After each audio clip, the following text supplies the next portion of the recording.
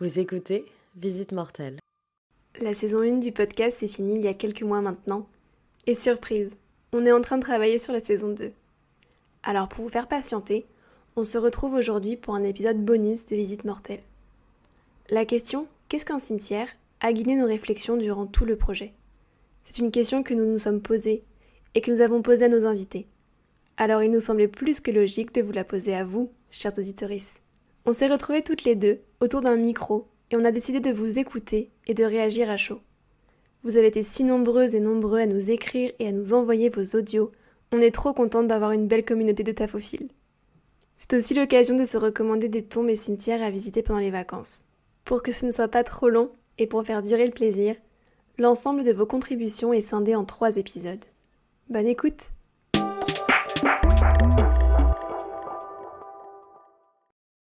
Le prochain audio, c'est Lily du compte Instagram Renard avec un H avant le E, et qui fait des super photos de cimetières qui sont vraiment très belles. Donc on vous invite à aller regarder. Et elle a aussi lancé un compte Instagram spécifique qui s'appelle umbra.coemetera. On vous le mettra dans la description. Moi je trouve que les photos elles sont trop chouettes. Elles sont très belles. Alors moi j'ai commencé à me balader dans les cimetières assez jeune parce que y avait ce côté un peu mystérieux et puis j'étais assez curieuse et c'était un lieu qui m'apaisait déjà beaucoup. Je trouvais ça joli et puis je m'y sentais bien.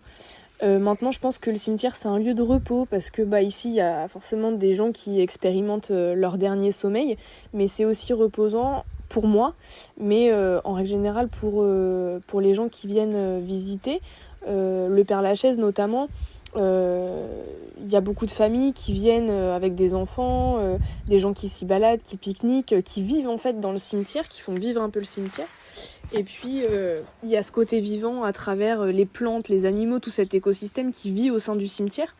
Et puis encore à côté, les tombes qui sont laissées un peu à l'abandon, sur lesquelles le lierre pousse, la nature reprend ses droits, les arbres poussent à travers les tombes. En fait, il n'y a rien de plus vivant. Il n'y a rien de plus vivant que ça, quoi. La nature reprend ses droits et je trouve ça assez joli esthétiquement, ce vivant qui prend part à la mort, quoi, et qui s'y mêle complètement. Ça donne une image très poétique et esthétique, en fait, voire romantique du cimetière. Et c'est un paradoxe que j'aime beaucoup. Pour moi, c'est pas forcément un endroit froid, empreint de tristesse, même si la tristesse est présente. C'est un lieu qui recueille le témoignage de l'amour qu'on porte à nos proches disparus, où on témoigne il y a un témoignage du manque qu'on ressent pour nos proches. Et c'est toujours très touchant de voir ça, je trouve. Maintenant, voilà, il y a différentes ambiances en fonction des cimetières. Il y a les cimetières très neufs avec ces tombes très géométriques en granit qui, moi, ont tendance à me toucher un peu moins que les vieilles sépultures, les chapelles, toutes travaillées, toutes dessinées, gravées, avec des beaux vitraux, etc. Enfin, vraiment, esthétiquement, j'apprécie énormément les cimetières pour ça. Et puis avant, voilà, il y avait les nécropoles où on scindait vraiment le mort et le vivant. Aujourd'hui, on fait très bien cohabiter les deux. Et je trouve ça vraiment génial. Et puis c'est un lieu qui est fait pour faire perdurer la mémoire. Et c'est quelque chose qui est important, je pense, et qu'il ne faut pas perdre de vue.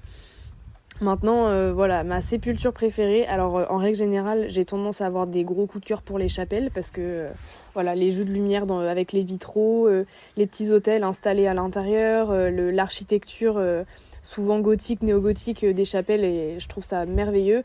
Et si je devais choisir une sépulture parmi toutes celles que je connais, je pense que je prendrais celle d'Héloïse et Abélard parce qu'elle est magnifique et je pense que je suis pas la seule à l'avoir comme favorite. Dans mon Pokédex des sépultures, quoi. Mais voilà. On en parlait juste avant des chapelles et avec la magie des vitraux, voilà. Moi j'étais là, ouais, moi j'aime pas trop. non, en vrai, si, de ouf. En fait, ce qui est intéressant surtout, c'est que quand tu te balades dans un cimetière qui est pas forcément... qui peut être un petit cimetière, souvent ce qui est catégorisé comme sépulture remarquable, c'est les chapelles du cimetière. Parce qu'il y en a peu, c'était souvent avec des matériaux, des matériaux prestigieux qui étaient onéreux. Et donc du coup, c'est de la bonne qualité et ça perdure et c'est ce qu'on restaure aussi beaucoup aujourd'hui. Moi, j'aime trop sa phrase quand elle dit c'est un lieu qui recueille le témoignage de l'amour qu'on porte à nos proches disparus. Ouais. J'étais là, oh, mais oui. C'est si beau. Vraiment, c'est vraiment ça. C'est trop bien dit. C'est vrai, il y a un peu de tristesse forcément dans les cimetières parce que c'est là où se passent les Illuminati. Oh là. Les Illuminati. Ah, tu te révèles en fait. C'est là où se déroulent les enterrements et on sait très bien que les enterrements c'est jamais très facile parce que c'est dire au revoir à une personne, à un proche qu'on aimait. Mais c'est vrai aussi que il y a beaucoup d'amour dans les cimetières. C'est Sophie qui nous disait ça aussi pour le cimetière des animaux. Elle nous dit mais il y a que de l'amour dans le cimetière des animaux et c'est vrai. C'est aussi de la mélancolie qu'on trouve, c'est ce mélange de tristesse et de joie et d'amour entremêlés, c'est plein de souvenirs et voilà. Ouais, c'est important encore une fois de se les réapproprier aussi parce que ça permet de faciliter en quelque sorte le deuil, je pense. Ouais. Parce que quand t'es dans un cimetière où c'est absolument pas végétalisé, t'as que du gravier blanc partout, des pierres tombales qui sont en granit poli, qui réfléchissent la lumière et en fait t'as juste super chaud et c'est pas beau, t'as encore moins envie d'y aller quoi. C'est ça qui rend aussi la chose difficile quand tu es dans un cimetière où t'as des petits oiseaux qui chantent, t'as de la végétation, t'as des fleurs, t'as des arbres, t'as des chats qui viennent se coller à toi ou même qui viennent s'allonger sur la tombe de ton proche, ça donne une dimension tout autre quoi. Et ça apporte un peu plus d'apaisement que effectivement les cimetières tout bétonisés ou enfin bref. On les aime pas ceux-là. On les aime pas. Mais merci beaucoup en tout cas. Concernant sa tombe préférée, elle mentionne celle qui se trouve au Père-Lachaise, qui est vraiment une des premières sépultures qui a été un peu la star du Père-Lachaise, avec notamment celle de La Fontaine et de Molière. Et Héloïse et Abélard, on vous invite à aller regarder leur histoire. C'est une histoire d'amour au Moyen-Âge entre deux personnes qui pouvaient et en fait ne pouvaient pas s'aimer, etc. Enfin, l'histoire a été beaucoup remaniée, surtout au service de Abélard, qui était l'homme, et pas Héloïse.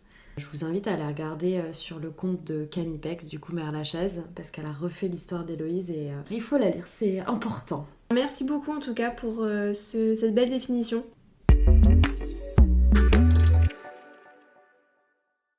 On va passer maintenant à l'autre audio. Donc c'est de Maceo, un auditeur du podcast, qu'on remercie chaleureusement pour sa contribution. Et je préciserai que c'est le premier auditeur.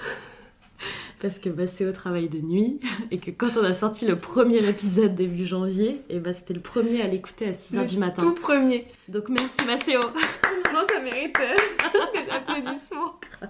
On peut te faire une médaille si tu veux. Grave. Déjà, moi, j'adore les cimetières, j'aime beaucoup m'y balader, j'aime beaucoup traîner dans les cimetières, observer, etc. Si je devais donner une définition, je dirais que ce sont d'abord, tout bêtement, c'est un lieu de paix, parce que c'est calme, parce que il y a pas un mot plus haut que l'autre, j'ai envie de dire. Les gens parlent doucement, et puis il y a pas beaucoup de bruit. Mais je dirais aussi que c'est un lieu de vie.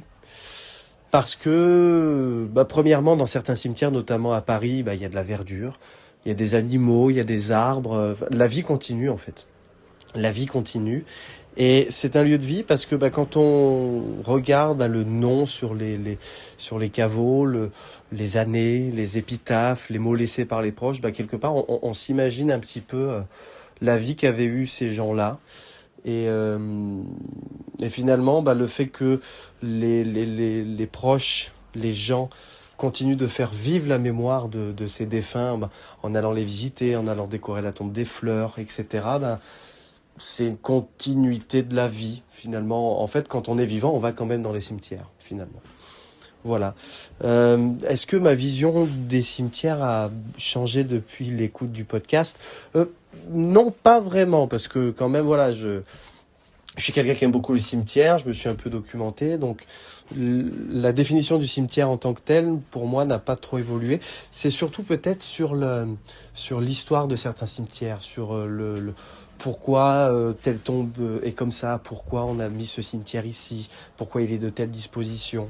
C'est plus que, en fait, ce qui a évolué éventuellement, c'est de voir que finalement, même dans les cimetières, même dans la mort, il y a encore une question de lutte des classes, il y a encore des broutilles qui se font autour de la mort, en fait, finalement. Donc voilà, c'est tout cet aspect qui est assez passionnant de plein d'anecdotes sur pourquoi telle tombe est ici, pourquoi telle personne est enterrée là, pourquoi le cimetière est ici, etc. Voilà. Et donc pour ce qui est de ma tombe préférée, alors c'est pas simple, j'ai mis du temps à réfléchir. Je vais t'en donner deux. Je vais t'en donner deux. T'en donner une première qui est pas très originale, mais que j'ai eu la chance de voir en vrai, c'est la tombe de Vincent Van Gogh. Alors pas parce que j'apprécie particulièrement l'artiste, hein, ni l'homme, mais c'est surtout, en fait, quand tu vois cette tombe avec cette simple plaque de pierre posée ici, Vincent Van Gogh, et c'est surtout ce parterre de plantes et ce parterre de tournesol finalement, ce parterre en fait vert au milieu de toutes ces tombes, parce que le cimetière d'Auvers-sur-Oise, c'est un cimetière somme toute classique et en gravier, il n'y a pas beaucoup de verdure. Et en fait, quand tu vois juste cet îlot de verdure contre le mur, là, je trouve que c'est assez magnifique et c'est d'une simplicité qui, pour moi, devrait être la norme pour un cimetière. On n'a pas besoin d'avoir un caveau énorme, juste, juste la pierre tombale et le parterre de fleurs, de plantes, qui prouvent d'ailleurs et qui montrent d'ailleurs que finalement, la mort, c'est la vie qui continue finalement aussi, puisque il y a ces fleurs qui poussent, il y a des insectes, il y a plein de choses qui se passent sur cette tombe florale. Donc ça, ce serait la tombe un petit peu de personnalité préférée. Et sinon, j'en ai une deuxième, alors qui se situe au Puy-en-Velay, là d'où je viens, qui n'est pas quelqu'un de connu. Je pourrais pas te dire qui est enterré là, mais je me souviens juste qu'il y a une tombe sur laquelle, alors c'est pas une épitaphe, mais écrit aussi, c'est une épitaphe, il est écrit, ici repose un type qui continue de profiter de la vie. C'était vraiment écrit comme ça, ici repose un type qui continue de profiter. Ou sinon c'était peut-être ici repose un type qui continue de vivre. Et en fait, il y avait, moi je l'ai connu, ça le fait plus, mais il y avait c'était un type qui était bon vivant, quoi, c'était un pilier de comptoir finalement, mais qui était assez apprécié, je crois, dans la ville. Et il y a une légende qui raconte, enfin c'est pas une légende, c'est vrai, il y avait un verre de pinte qui était posé sur son tombeau, qui avait été fixé sur le caveau et qui était rempli régulièrement de bière. Et je trouvais ça assez marrant en fait, le fait de voir cette pinte qui se remplissait, qui se vidait, enfin dont la bière était changée. Alors maintenant, ça se fait plus. Je crois que le verre a été enlevé depuis plusieurs années. Mais voilà, ça m'avait un peu marqué. Je trouvais ça assez marrant finalement, assez décalé. La tombe Vincent Van Gogh, c'est vrai que, pareil, je suis pas forcément une fan absolue de son travail ou quoi, mais c'est vrai qu'elle est quand même assez sympathique. Quand t'arrives dans le cimetière, si tu sais pas que c'est la tombe de Vincent Van Gogh, tu pourrais passer à côté. Tu vois juste. Oh, tu le sais, hein, parce qu'on l'a vu ensemble, il y a quand même non, tout le monde qui va là. Oui, pour ça, tu mets ça, la star. tu mets ça de côté, genre si les gens ne. Enfin, tu sais, vraiment, si on ne savait pas qu'il était inhumé là, c'est vrai que c'est. Enfin, c'est comme Edith Piaf. Edith Piaf, sa tombe au Père-Lachaise, elle est hyper simple, elle est encastrée dans plein de tombes. Enfin, si tu le sais pas, t'as vite fait de la louper. Mais c'est vrai qu'elle est très très belle parce que quand je l'avais vue, il y avait plein de végétation, je crois que c'était peut-être plus du lierre, il n'y avait pas de tournesol, mais s'il y a des tournesols en de l'année, je trouve ça incroyable. Mais c'était vraiment plus du feuillage qu'il y avait. Mais c'est vrai que c'est très très beau. En fait, j'ai vérifié parce que l'histoire, c'est que la tombe de Vincent Van Gogh, moi, la première fois que je l'ai vue, c'était avec toi. Ouais. Quand on a fait, il y a quelques mois, années, une initiative dans le cadre de notre ancien boulot dont on vous a parlé, qui était de rénover avec un bénévole les tombes des combattants et combattantes morts pour la France qui sont enterrés dans le cimetière. Il se trouve qu'il y en a un paquet, il y avait 80 tombes, et on s'est fait une journée à repeindre, à nettoyer, c'était trop bien. Et donc, moi, c'est la première fois où j'ai vu cette tombe. Et en effet, c'est un parterre de lierre, mais en fait, il y a pas mal de gens qui viennent déposer des tournesols. Et comme nous, on y était allés en octobre-novembre, ouais, c'est ça. Octobre, ouais. Bon, je pense que de toute manière, ça devait plus fleurir. Et ouais, là, je vois des photos. Et les gens déposent. Ah, c'est super joli. Avec des tournesols, c'est vraiment très très beau. Donc c'est trop cool. J'adore les tournesols en plus. Ouais. Et par contre, l'autre tombe là, du gars qui. Je trouve ça incroyable. Exceptionnel, ça. Mais c'est ça qui est marrant aussi, que tu peux voir aussi un peu un bout de vie des personnes qui sont enterrées là, un morceau de leur identité et de leur personnalité à travers ce que les gens font pour leur rendre hommage. Et donc là, tu te dis, si le gars, effectivement, c'était un bon vivant qui adorait boire des bières avec les copains, bah tu lui mets une petite pinte sur sa tombe, je trouve ça hyper chouette. Mais ce qui est adorable, c'est qu'elle était... Enfin, les gens venaient la remplir, mais alors qui allait la boire? Tu sais, ça me fait penser au Père Noël. Ouais. Je sais pas si tes ouais. parents ils te faisaient Ouais, ça, ouais. mais moi c'était en mode on mettait, tu vois, des carottes, des concombres, des trucs, des machins. Peut-être pas des concombres, Ah, mais des carottes. moi, c'était des gâteaux, hein, mes Et il parents. y avait des gâteaux aussi, il y avait des trucs comme ça. Et à chaque fois, quand le Père Noël était passé, il y avait eu un croc dedans, mais tu savais que c'était les parents, quoi. Au bout d'un moment, tu Ah, le moi, il n'y savais. avait pas qu'un croc. Est-ce que là, c'est genre Michel, le nouveau pilier de bar qui vient et qui va, tu vois, qui sait que c'est là et que c'est gratuit? Ou est-ce que c'est les copains, ou genre juste ça s'évapore, ouais. ou peut-être que c'est lui. C'est en vraiment fait, lui tu qui vois. va boire sa petite On bière, sait pas. personne ne le sait. Je sais pas. Mais en tout cas, merci beaucoup Maceo pour ce témoignage.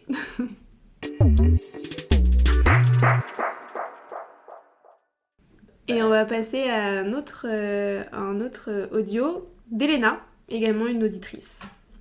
Alors, si je me souviens bien, il fallait donner une définition du cimetière. Donc, qu'est-ce que ça représente pour moi ? C'est pas facile, finalement, de définir le cimetière. Moi, comme ça, j'aurais tendance à dire que c'est le lieu où on enterre nos morts et où on les célèbre. Que c'est un lieu de mémoire et paradoxalement d'oubli. Parce qu'en fait... à l'origine, j'ai l'impression qu'on fait ça, qu'on enterre les gens dans des cimetières pour ne pas les oublier. Et en fait, je trouve que c'est aussi une manière de plus les inscrire dans le quotidien. Non pas que je pense qu'il faille garder ses morts chez soi, mais je veux dire, pour le peu de temps qu'on y passe dans les cimetières, le fait aussi qu'ils sont aujourd'hui plutôt excentrés et tout, je trouve que c'est aussi un lieu d'oubli pour ne pas... finalement s'occuper du souvenir de la personne qui est morte. Voilà. Je trouve que c'est aussi un lieu de culture, un cimetière.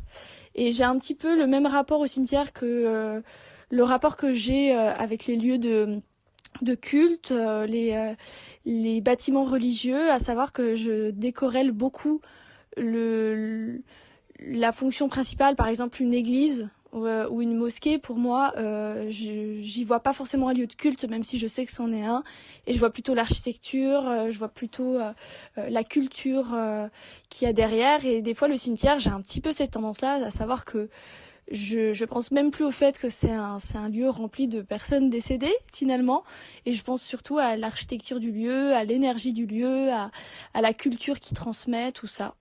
Voilà un petit peu pour ma définition du cimetière. Après, est-ce que le podcast a changé ma définition ? Je dirais que non, mais par contre ça a beaucoup nourri mes réflexions sur la mort.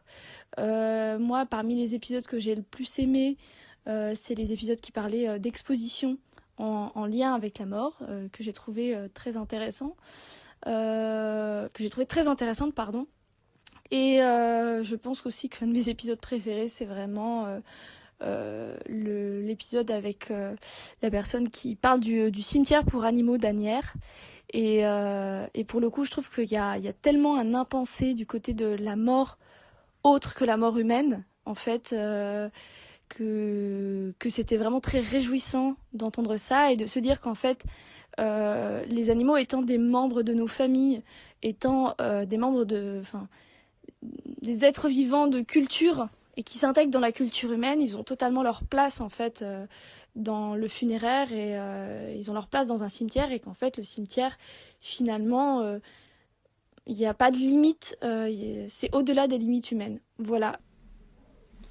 Déjà merci Elena, parce que je trouve que c'est un témoignage qui est assez différent des autres et qui soulève plein de trucs trop intéressants. Je trouve que le point soulevé sur le fait qu'il y a un paradoxe, que ce soit un lieu où on va enterrer nos morts et c'est fait pour les vivants, mais en même temps c'est un lieu qu'on met à la périphérie et qu'on essaye d'oublier parce qu'on veut pas voir la mort et on veut pas y aller, bah je trouve que c'est complètement vrai.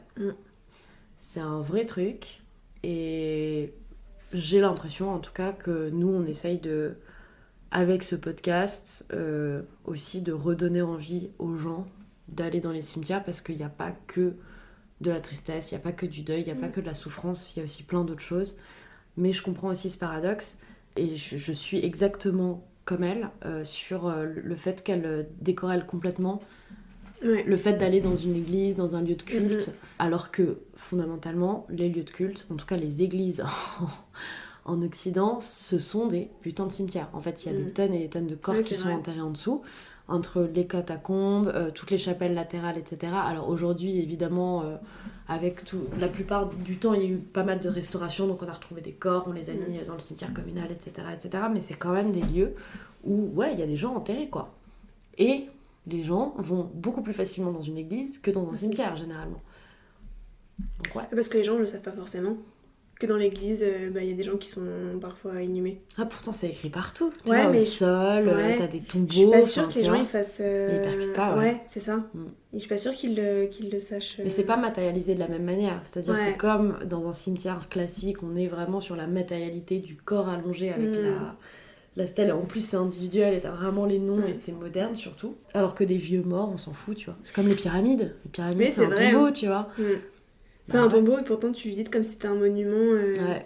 Et je pense que les gens qui vont dans les... Enfin, même moi, la première, si j'allais visiter des pyramides, j'irais d'abord pour l'aspect historique, en mode c'est des objets architecturaux, des prouesses architecturales, c'est la symbolisation d'une ère historique, plus que, en fait, c'est genre juste des tombes géantes. Son épisode préféré, c'était les expos. Ouais. Bah écoute, trop cool. C'est marrant parce que nous, c'est ceux où on a le plus galéré, je crois. C'est ceux pour lesquels on était les moins en confiance. On a adoré assister aux expositions, on a adoré parler avec les commissaires d'exposition. D'ailleurs, encore merci pour le temps qu'ils nous ont consacré parce que c'est quand même un peu ouf. On est arrivé, on a débarqué avec notre idée de podcast et ils ont tout de suite dit oui, pas de problème. Et c'est toujours passionnant de parler avec des gens qui sont passionnés. Enfin, vraiment, il y a quand même quelque chose qui se passe. Mais on s'est dit, c'est quand même un peu niche. On n'est pas forcément sûr que ça puisse plaire, et on est ravis d'apprendre que si, ça a trouvé son public. Ouais, parce qu'on sort complètement du cimetière, quoi. Là, on a vendu un truc, on va se balader dans les cimetières, et en fait, pas du tout, non. Allez hop, épisode 3, une exposition. Mais nous, on aimait bien aussi ce côté-là, de se dire qu'on allait explorer le cimetière, le funéraire et les questions liées à la mort à travers différents angles. Le cimetière, oui, mais également les expositions qui, de fait, parlent de cimetière et parlent de... La mort est partout. Voilà. Vraiment, la mort est partout. Dans la littérature, dans les films, dans les œuvres d'art, les peintures. Mais parce que c'est beau aussi, c'est un beau symbole, c'est que la mort ne peut pas exister sans la vie, et la vie ne peut pas exister sans la mort. Drop the mic. Ouais, philosophe à mes heures perdues, ouais. Ouais. Bah merci beaucoup en tout cas Elena pour ce témoignage. Vous avez été nombreux et nombreuses à nous envoyer vos définitions de cimetière et vos tombes préférées. Et pour ça, un grand merci. Mais pour que ce ne soit pas trop long, et pour faire durer le plaisir, on vous donne rendez-vous dans un prochain épisode bonus pour découvrir le reste des définitions de nos auditorices. N'hésitez pas à nous écrire, à commenter l'épisode, en nous donnant aussi votre avis. À bientôt! Vous venez d'écouter Visite Mortelle, un podcast produit de manière indépendante par Raphaël Jaillet et Alexandrine Espinas. Si cet épisode vous a plu, n'hésitez pas à nous laisser 5 étoiles et à vous abonner. Retrouvez-nous sur les réseaux sociaux, @visite mortelle au féminin pluriel. À bientôt pour un prochain épisode. Mortel, mortel, mortel.